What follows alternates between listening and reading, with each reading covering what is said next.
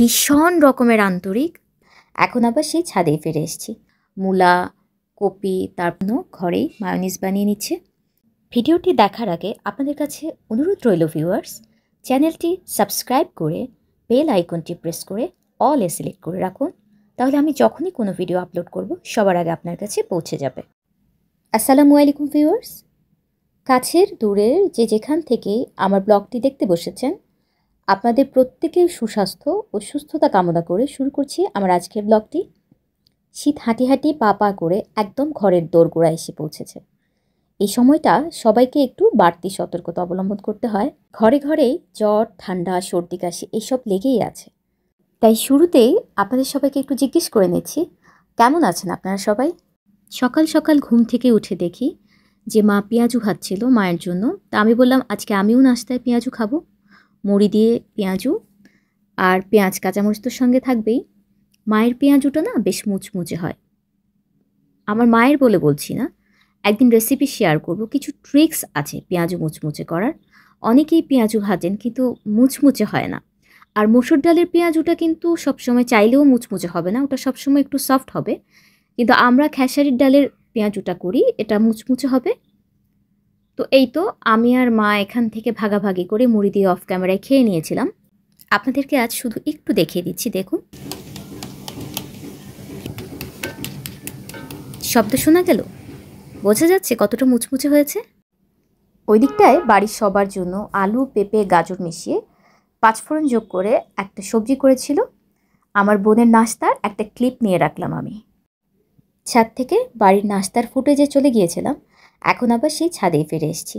সকালের এই মিষ্টি রোদটা কিন্তু সবারই কিছুটা নেওয়া উচিত।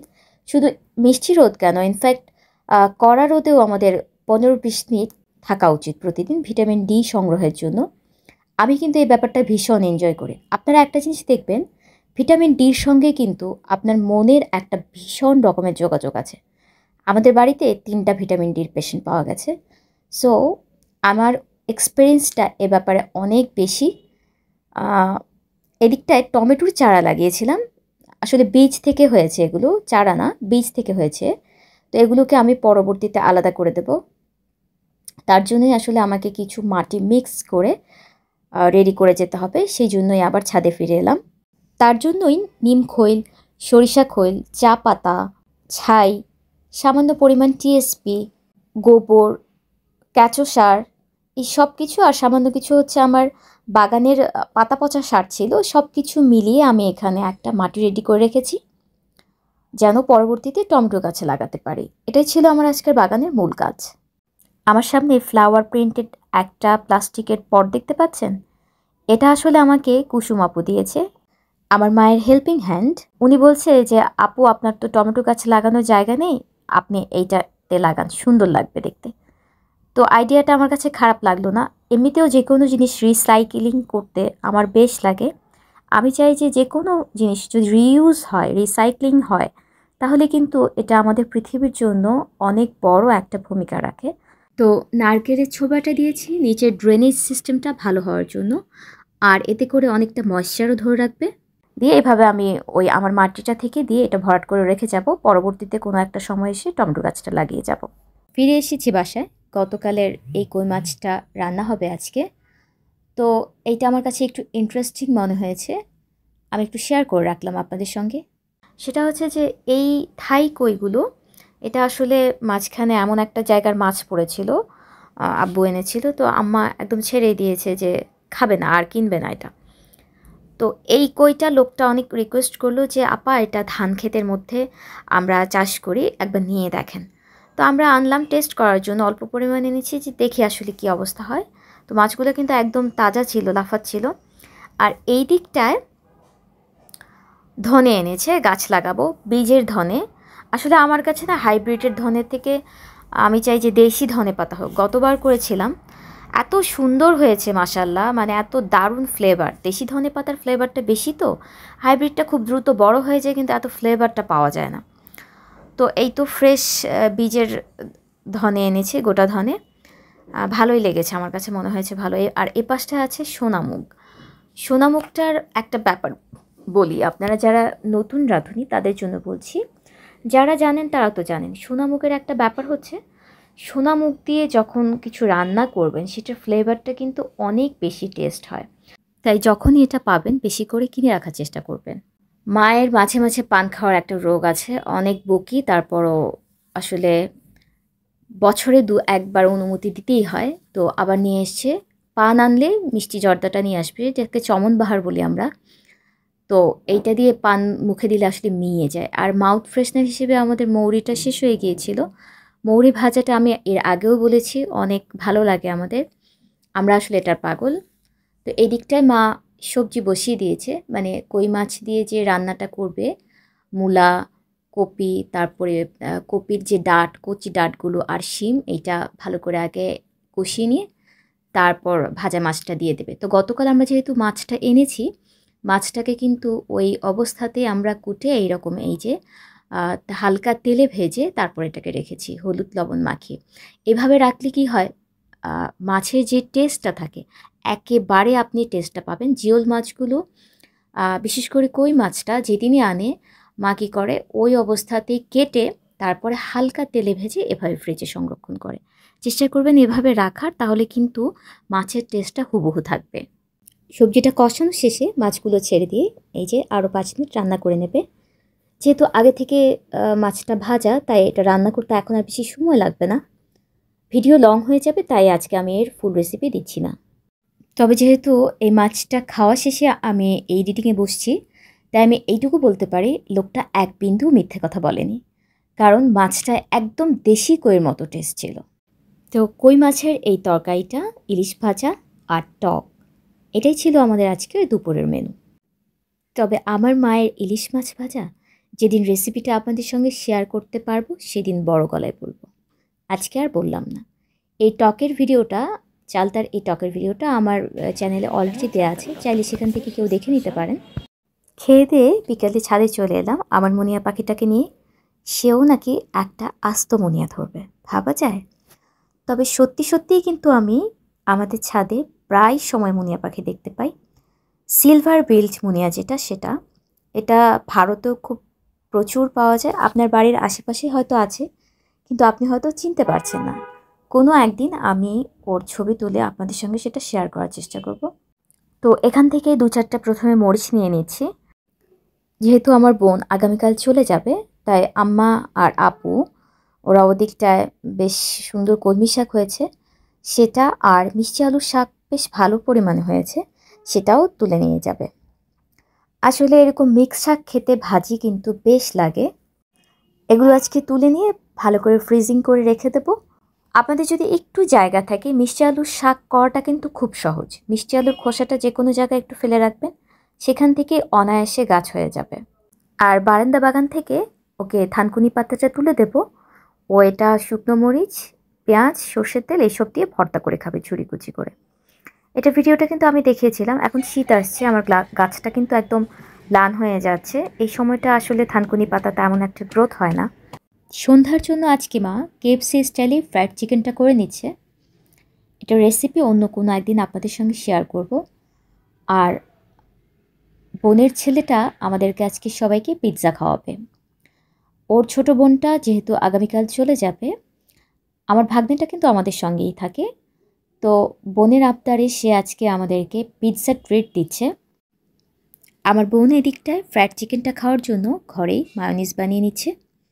মাশাআল্লাহ, আমাদের বাসার মায়োনিজটা কিন্তু একদম ক্রিমি হয়। বানানো শেষে এই যে একটা জারে ভরে এক্সট্রাটা রেখে দেব, বাকিটা আমরা আজকে একটু পরেই খেয়ে নিচ্ছি। এভাবে রাখলে কিন্তু 1 সপ্তাহ খানিক পর্যন্ত মায়োনিজটা ভালো থাকে। বের করে যতটুকু লাগে নেবেন, আবার সঙ্গে সঙ্গে এয়ারটাইট করে রেখে দেবেন।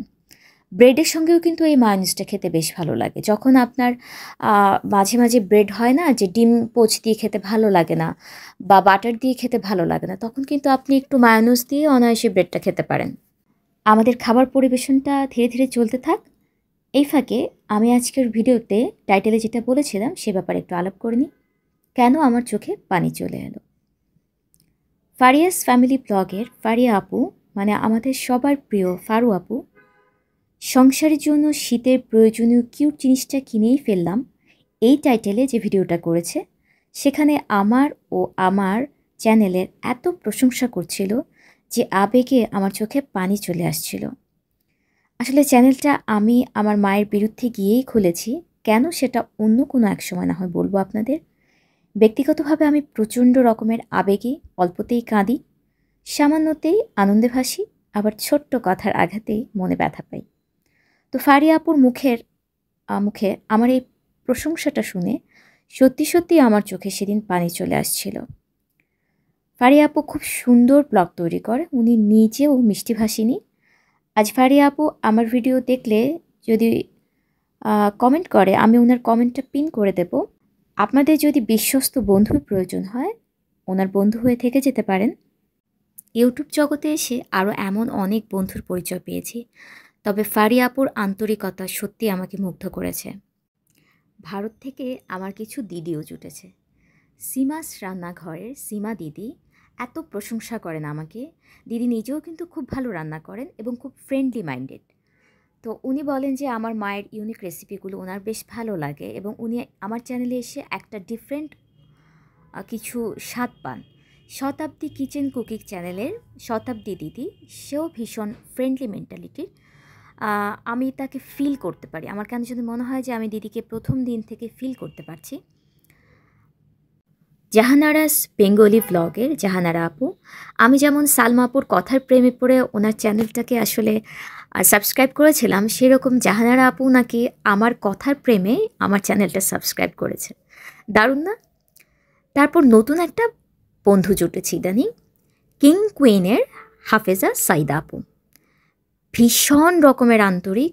সেদিন তো ওনার চ্যানেলে আমার চ্যানেলের ইয়েটা দেখে আমার এত ভালো লেগেছে, লোগোটা দেখে ভীষণ রকমের ভালো লেগেছে। আসলে কেন যেন আজকেও উনি আমার ভিডিওতে একটা কমেন্টস করেছে, এত আন্তরিকতার ছোঁয়া ছিল। এর মধ্যে আমার আরেকটা বন্ধুর সঙ্গে পরিচয় করে দিচ্ছি, তিনিও ভারতীয়, আমাদের পাশের পশ্চিমবঙ্গেরই, কলকাতার শাফিউনস কিচেন অ্যান্ড ব্লগের শাফিউন নাহার আপু। এত পছন্দ করেন আমাকে, আমি নিজেও জানি না আসলে আমি কি করেছি, কি দিয়ে তার মন জয় করেছি, আমি নিজে জানি না। ওনার বাসায় প্রতিদিন সকালে একটা পাখি আসে। আসলে আমাকে এটা এতটা, আমি তো খুব পাখিপ্রেমী, আমাকে এটা এতটা টাচ করে। তো শাফিউনস কিচেন অ্যান্ড ব্লগের আপুটাও কিন্তু অনেক ফ্রেন্ডলি, চাইলে আপনারা তার ফ্রেন্ড হয়ে যেতে পারেন। হাফেজা সাইদা, আমি যার যার নাম বললাম তারা প্রত্যেকেই কিন্তু ফ্রেন্ডলি। আমার চ্যানেলে তারা প্রায়ই কমেন্টস করে এবং মোটামুটি আমার রেগুলার ভিডিওই তারা দেখে, চাইলে আপনারা তাদেরকে বন্ধু করে নিতে পারেন। সব আপু ভাইয়ার নাম তো আসলে একদিনে আর বলা যায় না, চেষ্টা করব ধাপে ধাপে সবাইকে শেয়ার করতে ইনশাআল্লাহ। তো এদিকটায় আমার মা রাতের মেনু রেডি করছিল, রাতের জন্য ছিল বিরিয়ানি আর চিংড়ির বড়াটা। তো এই তো এখানে মা চিংড়ির বড়াটা করছে, আমি একটু ফুটেজ সংগ্রহ করছি। আজকে কিন্তু আবার একটু ডিফারেন্ট স্টাইলে করেছে। আসলে যারা রান্না জানে তারা কিন্তু এক এক সময় এক একটা রকম ইনগ্রিডিয়েন্টস যোগ করে স্বাদে ভিন্নতা আনে। কেউ যদি আমার চ্যানেলটা আজকে ফার্স্ট টাইম ভিজিট করে থাকেন এবং এই রেসিপিটা দেখতে চান, আমার চ্যানেলে অলরেডি এই রেসিপিটা দেওয়া আছে, চাইলে সেখান থেকে চিংড়ির বড়ার এই রেসিপিটা দেখে নিতে পারেন।